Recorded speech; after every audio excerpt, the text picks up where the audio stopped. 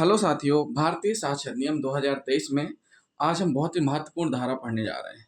धारा है 23 और धारा 23 तीन धाराओं को कवर कर रही है। क्या कर रही है धारा 23? तीन धाराओं को कवर कर रही है।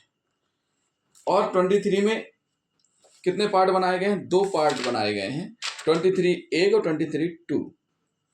तो 23 जो धारा है भारतीय साक्षर नियम की, ये धारा पूरी की पूरी कवर कर रही है धारा साक्षर नियम 1872 के 25, 26, 27 तीनों को मिला करके एक बनाई गई है धारा 23, पुलिस अधिकारी से की गई संस्वीकृति। क्या बनाई गई है?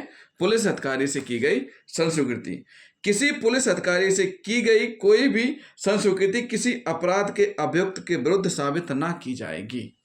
इसका मतलब क्या हुआ? इसका मतलब ये हुआ कि इस अधिनियम में पुलिस ऑफिसर के समक्ष की गई अभियुक्त की संस्वीकृति को स्वतंत्र तथा स्वैच्छिक नहीं माना जाता है। ऐसी संस्वीकृति साक्ष्य के रूप में ग्राह्य नहीं है, मतलब साबित नहीं मानी जाएंगी। जब अभियुक्त के द्वारा पुलिस ऑफिसर के सामने संस्वीकृति का मतलब ये होता है कि अपराध के संबंध में जुर्म स्वीकार करना। तो जब कोई भी अभियुक्त पुलिस ऑफिसर के सामने किसी प्रकार की संस्वीकृति करता है तो उसको साक्ष्य के रूप में ग्राह्य नहीं माना जाएगा। ऐसा इस धारा में पॉइंट नंबर 1 में बताया गया है। दूसरा पॉइंट क्या कह रहा है कि कोई भी संस्वीकृति जो किसी व्यक्ति ने उस समय की हो जब वह पुलिस अधिकारी की अभिरक्षा में हो, उसके विरुद्ध साबित न की जाएगी जब तक कि वह मजिस्ट्रेट की साक्षात उपस्थिति में ना की गई हो। क्या कह रहे हैं? उस समय पुलिस अभिरक्षा में अभियुक्त की संस्वीकृति पुलिस ऑफिसर से ग्राह्य नहीं है, लेकिन मजिस्ट्रेट से ग्राह्य और साबित मानी जाएगी। ये हम इस कंडीशंस की इस धारा में हम आपको बताएंगे। तो जिन साथियों ने अभी तक हमारा चैनल सब्सक्राइब नहीं किया है तो सबसे पहले हमारे चैनल को सब्सक्राइब कर लें और इस वीडियो को लास्ट तक जरूर देखें, क्योंकि बहुत ही महत्वपूर्ण वीडियो होने वाला है ये। संस्वीकृति में कई भाग हो सकते हैं जो न केवल अपराध के वास्तविक करने को प्रकट करते हैं बल्कि उससे अपराध करने के उद्देश्य, तैयारी, अवसर, उत्तेजना, प्रयुक्त हथियार, आशय, हथियारों का छिपाना और अभियुक्त का बात का आचरण भी प्रकट होता है। यदि संस्वीकृति कलंकित होती है तो उसका प्रत्येक भाग कलंकित होता है। विधि में इस बात की अनुमति नहीं है कि किसी एक भाग को अलग कर लिया जाए और उसे साक्ष्य में कथन के रूप में ग्राह्य किया जाए। प्रत्येक भाग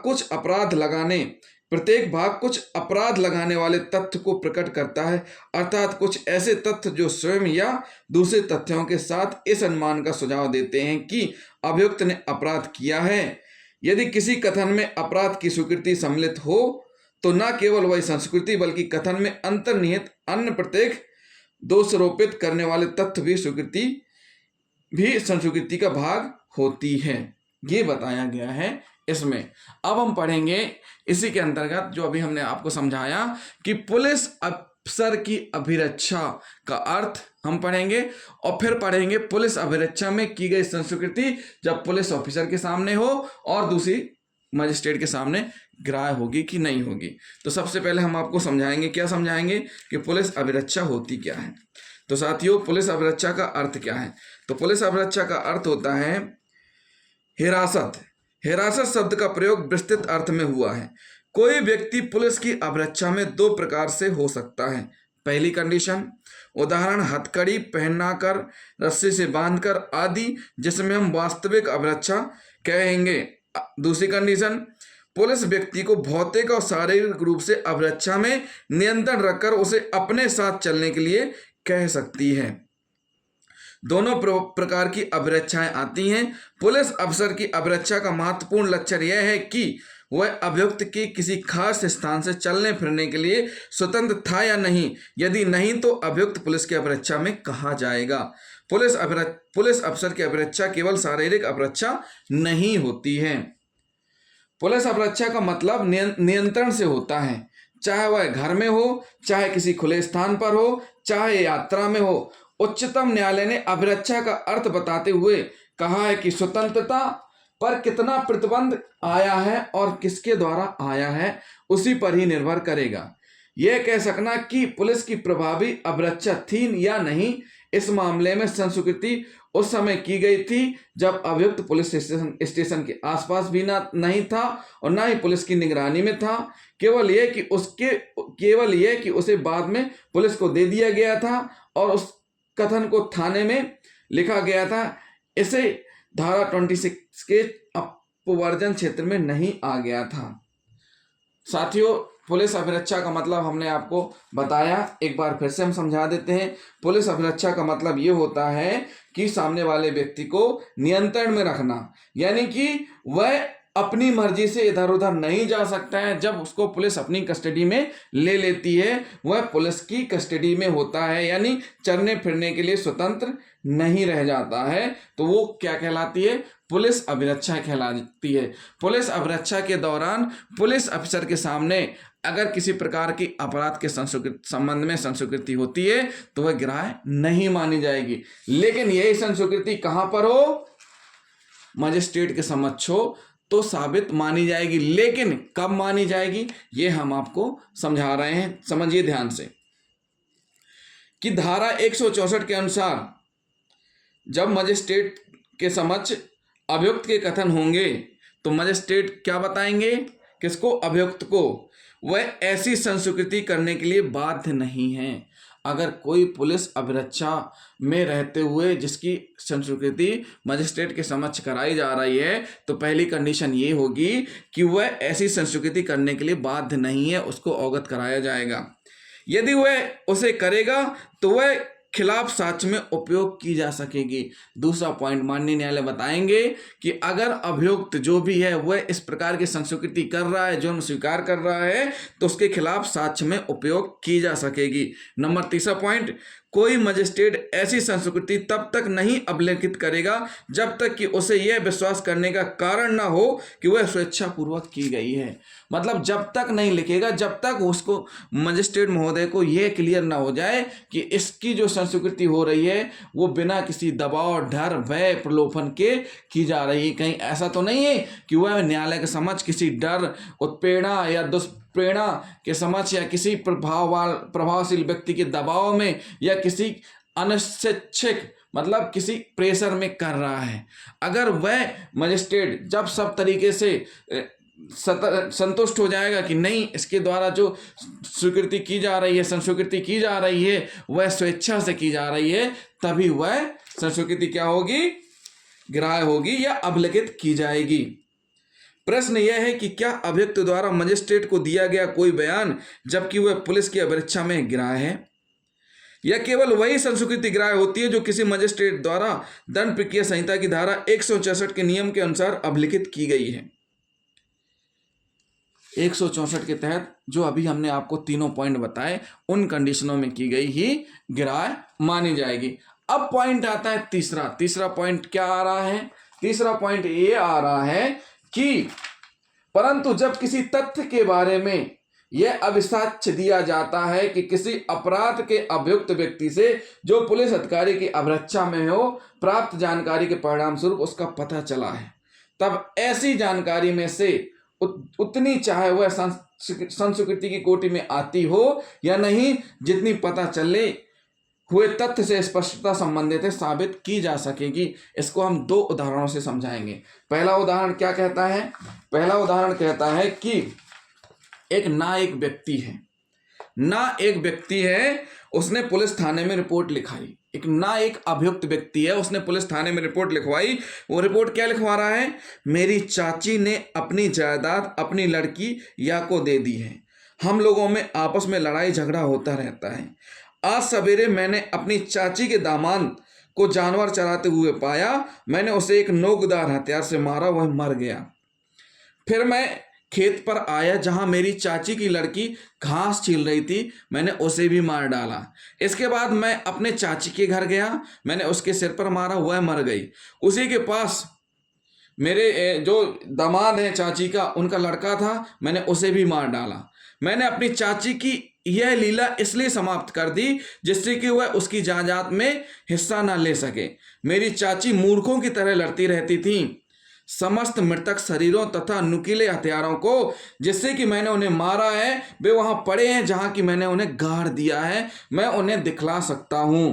तो यहां पर क्या गिराए होगा? केवल यहां पर गिराए क्या होगा?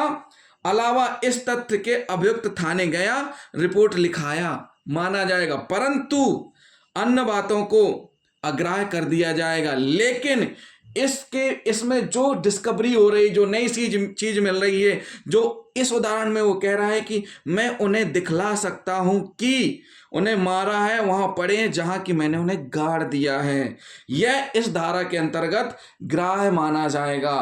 तो इसमें हम पढ़ेंगे संस्वीकृति साक्ष्य में ग्राह्य होगी तब जब अभियुक्त से प्राप्त जानकारी जिससे तथ्य का पता चलना चाहिए, जो अभियुक्त है इसमें उससे उस तथ्य का पता चलना चाहिए।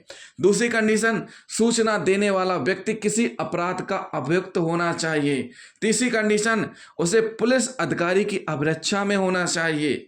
चौथी कंडीशन, सूचना का केवल वह भाग जो पता चले हुए तथ्य से स्पष्टता संबंधित होता है साबित किया जा सकता है, यानी लिंक होनी चाहिए।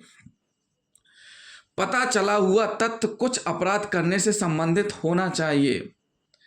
इसके पूर्व की बयान साबित हो, किसी को यह बयान देना चाहिए कि अभियुक्त से प्राप्त सूचना के परिणाम स्वरूप कुछ वस्तुओं का पता चला या बरामदगी हुई है। हमने आपको एक उदाहरण दिया, जब अभियुक्त थाने में एफआईआर दर्ज करवा रहा है, एफआईआर दर्ज करवाई, उसने बताया है कि उसने ऐसे ऐसे लोगों को मारा है और जिनको मारा है उसने वहां पे गाड़ दिया है, वहीं पर वो नुकीला हथियार भी है, चलो चल के दिखला देता हूं। तो ऐसी स्थिति में यह संस्वीकृति साक्ष्य में ग्राह्य होगी। दूसरी कंडीशन ये तो हो गई जब स्वयं अभियुक्त क्या कर रहा है, रिपोर्ट दर्ज करवा रहा है। लेकिन एक मामला है नासिर अली के बाद को हम स्पष्ट करेंगे। यहां नासिर अली के बाद को स्पष्ट करते हुए फद्दी बना मध्य प्रदेश राज्य के बाद में उच्चतम न्यायालय ने निर्णय दिया कि जहां एक व्यक्ति जिसने हत्या की घटना की प्रथम सूचना रिपोर्ट दाखिल कराई थी तथा बाद में वह स्वयं अभियुक्त हो गया, उसके द्वारा दाखिल की गई रिपोर्ट संस्वीकृति नहीं है, उसके विरुद्ध प्रथम सूचना रिपोर्ट धारा 21 के अंतर्गत तथा आचरण के रूप में प्रदर्शित तथ्य होने के कारण सुसंगत होगी। एक लड़के गुलाब का शव कुएं से बरामद किया गया। एक लड़का गुलाब का शव कुएं से बरामद किया गया।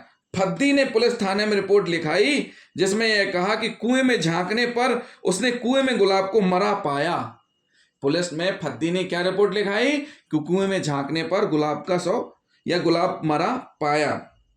फिर आगे होता है क्या है, इन्वेस्टिगेशन के दौरान यह पाया जाता है कि गुलाब की हत्या फद्दी ने ही की थी और कुएं में डाल दिया था।